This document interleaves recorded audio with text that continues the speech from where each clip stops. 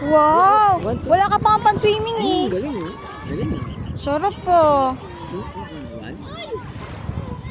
One, Ang lamig ng tubig ah. three. Anong oras pa lang eh?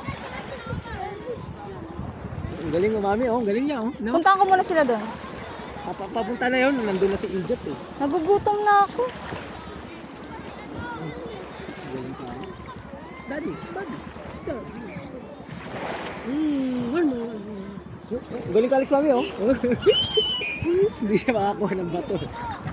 Siya kumuha malalim. 3. Wala kang tulog ngayon, kuanggol ka. Kaidlip lang siya. Idlip ka lang ng ano. Kuanggol tayo.